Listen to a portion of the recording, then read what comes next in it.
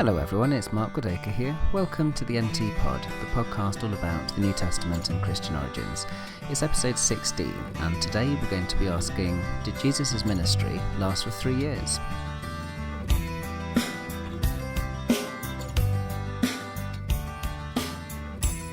It's amazing just how often you hear people saying that Jesus' ministry lasted for 3 years. If you're a churchgoer, you will have heard this in sermons countless times.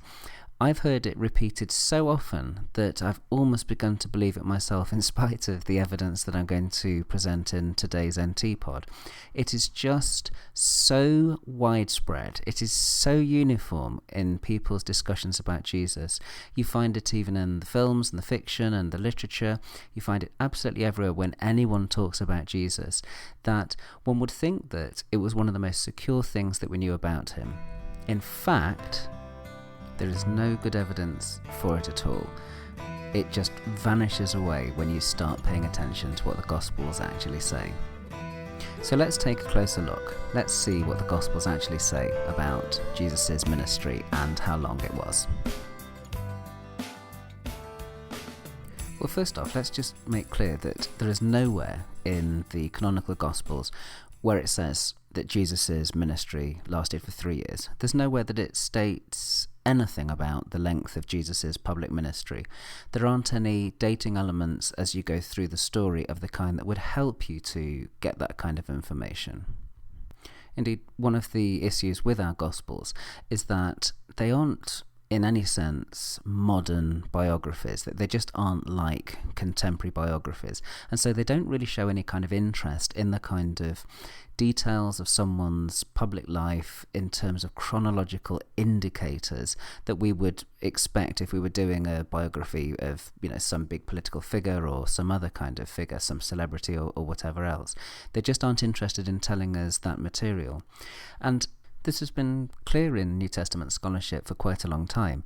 Although these days form criticism in the 1920s, 1930s and so on gets a bit of a bad press, one of the really important things that they underlined was that we cannot treat the Gospels as if they are like contemporary biography. They don't have the same cause and effect, one incident leading to another incident in a kind of chronological progression. They called them, kind of pearls on a string, that different incidents were gathered together by the evangelist and kind of edited together, but without a chronological framework, a biographical kind of framework. And that work, even though it's been challenged in other ways, people more recently have said that the Gospels are kind of biographies in the ancient sense of biographies, but people haven't really challenged successfully the basic breakthrough that form critical work established, which is that the Gospels don't have that kind of a consequential, chronological, cause and effect kind of development that you might have expected. And if you go back and read some 19th century and earlier biographies of Jesus, they kind of work with the assumption that the chronological framework that you've got in the Gospels is exactly as things must have happened, and they got themselves tied in knots when they started trying to compare one Gospel with another and realizing that different things were placed differently in the different Gospels. So that's just to say there really isn't anything clear in the Gospels that states up front how long Jesus' ministry was. And if you are going to try and work out how long Jesus' ministry might have been, you can only do it on the basis of clues that are here and there. So I suppose we'd have to ask, are there any clues there? Are there any little indicators that might tell us how long Jesus was out in public preaching, healing and doing whatever he was doing? Well, the answer is that the Gospels provide some general indications of when these things happened, though not anything about how long Jesus was in public ministry. So Luke, who's the most precise of the evangelists, has a detailed bit of dating at the beginning of his chapter 3, where he tries to tell us exactly when John the Baptist began his public kind of preaching.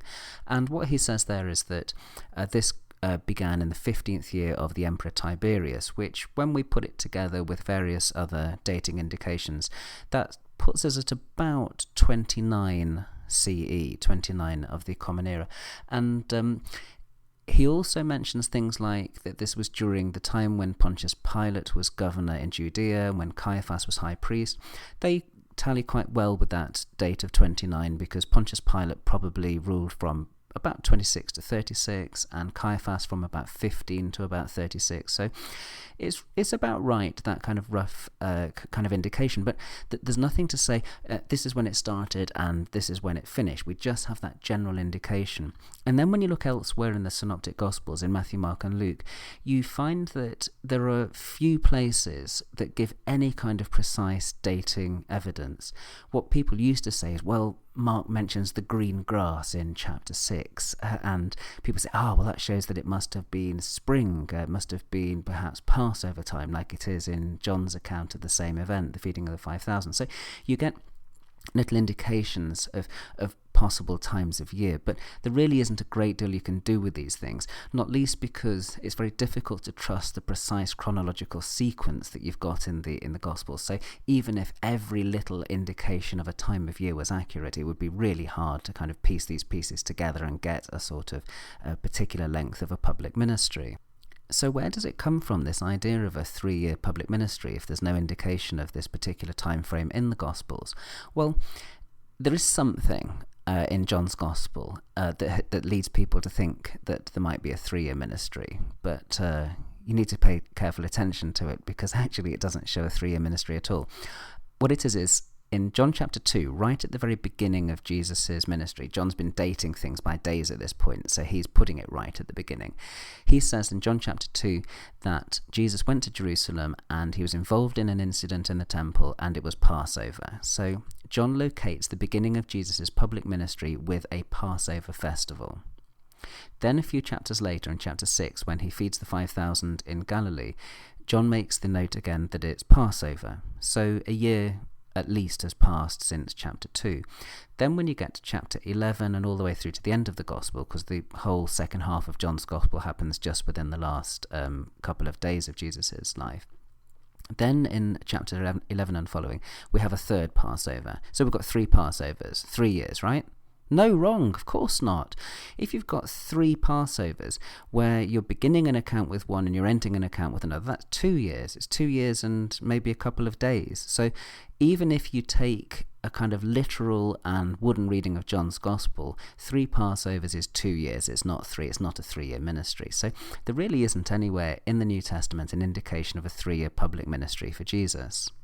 But if there's nothing in the New Testament, what about early church history? Did people think that Jesus had had a 3-year ministry in the early church? Well, yes, they did. It looks like the earliest we can go for this is Origen in the 3rd century and Eusebius in the 4th. Both of these church fathers spoke about a 3-year ministry of Jesus, or more accurately, a 3.5-year ministry.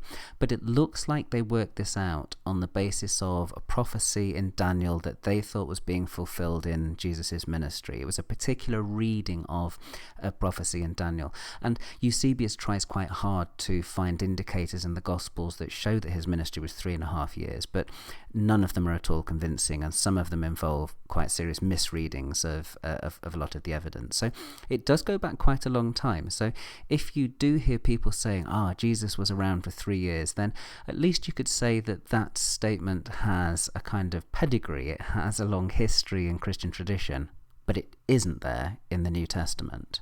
I suppose that one of the things that you can say about this prevalence of the idea of the 3-year ministry and the lack of evidence for it in the New Testament, it shows that oral traditions are still important in contemporary Christianity. It shows that people still derive information from things that they think they know because they've heard people say them lots, and it shows that we do still have kind of oral traditions around. They're not ones that go back, by some fantastic 2,000-year pipeline to the 1st century, but they are ones that get their plausibility by means of constant repetition and non-questioning from others. So I'd want to add, I suppose, as well, that it helps us to be reminded when we ask this question that we are ignorant about all sorts of elements in Jesus' life. Yes, we know lots of stuff about the historical Jesus, but that's not the same as knowing everything that we want to know. And even something as basic as how long was he out in public, engaging in preaching and healing? It's one of these questions which we just don't have sufficient data to be able to answer. For all we know, it could have been a 10-year ministry, or a 5-year ministry. It could be that he spent many years at home first in Nazareth, or a while in Capernaum before he actually went itinerant.